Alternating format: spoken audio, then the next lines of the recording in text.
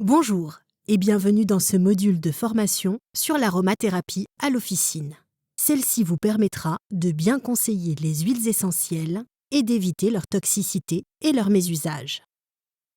Au cours de cette formation, nous commencerons par une introduction pour ensuite aborder les principales voies et modalités d'administration, les précautions d'emploi et la toxicité, l'action des huiles essentielles, les 10 huiles essentielles indispensables, 10 cas de comptoir, comment mettre en avant l'aromathérapie à l'officine et nous finirons par des tableaux récapitulatifs.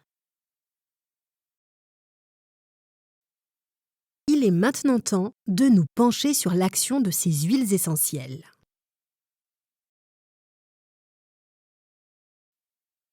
La qualité des huiles essentielles est très importante. C'est de cette qualité que vont dépendre l'efficacité et les propriétés pharmacologiques. Afin d'assurer cette qualité, une bonne conservation de l'huile essentielle est nécessaire.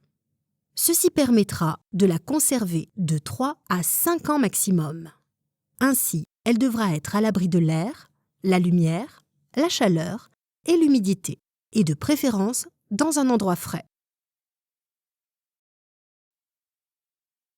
La majorité des plantes aromatiques, dont sont issues les huiles essentielles, poussent dans des zones ensoleillées et chaudes, voire sèches, notamment dans les régions méditerranéennes. Les plantes aromatiques, comme le thym, le romarin ou la lavande, en sont de bons exemples.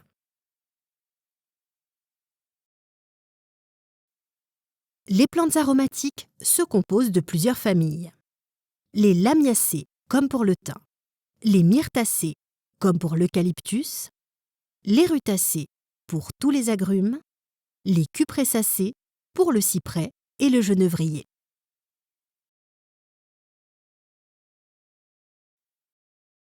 Les abiétacées, comme pour le sapin, les apiacées, comme pour la coriandre, les astéracées, comme pour la camomille, les lauracées, comme pour le laurier noble, les gerniacées, comme les géraniums bourbon et rosa, les myrtacées, comme pour le niaouli, les graminées, pour la citronnelle de Java et palmarosa, les éricacées, pour la golterie, les anonacées, pour l'ilang-ilang, très utilisé en parfumerie. L'action pharmacologique des huiles essentielles dépend de la famille de composantes chimiques de la plante dont elles sont issues. En effet, chaque famille dispose de ses propriétés et de ses précautions d'emploi. Nous allons les voir ensemble. Les monoterpènes. On les retrouve notamment dans le pin sylvestre. Ils disposent d'une action antiseptique, en diffusion atmosphérique et révulsive. Ne pas utiliser en cas d'irritation cutanée. De plus, il existe un risque de néphrotoxicité en cas d'action prolongée ou surdosage. Les sesquiterpènes. On les retrouve notamment dans la marticaire. Ils disposent d'une action anti-inflammatoire et anti-allergique. Les phénols. On les retrouve notamment dans le thym à thymol. Ils disposent d'une action bactéricide, virucide, fongicide, immunostimulant et tonique et faible dose. Ils sont excitants à forte dose, irritants pour la peau et les muqueuses, hépatotoxiques à dose élevée ou répétée. Ainsi, il faut toujours les diluer sur la peau. Les alcools monoterpéniques. On les retrouve notamment dans le bois de rose. Ils disposent d'une action bactéricide, virucide, neurotonique et antifongique. Pour le menthol, il est contre-indiqué chez les enfants de moins de 7 ans et les femmes enceintes. En application cutanée, elle est possible sur de grandes surfaces.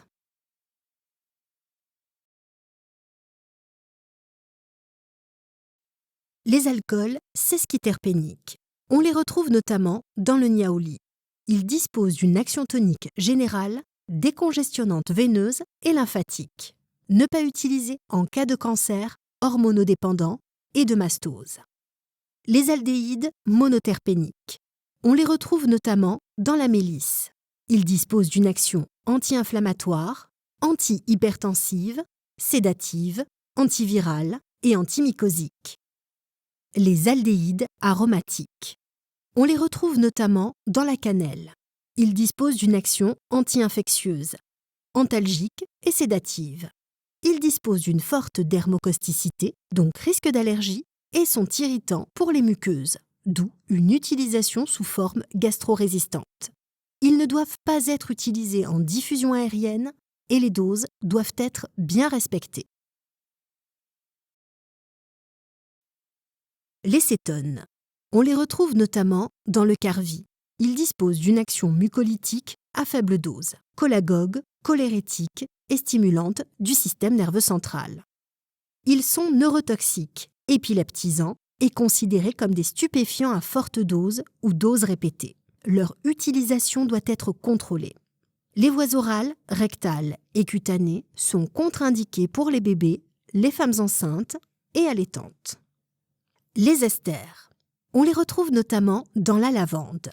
Ils disposent d'une action antispasmodique, rééquilibrante nerveuse, anti-inflammatoire et antalgique.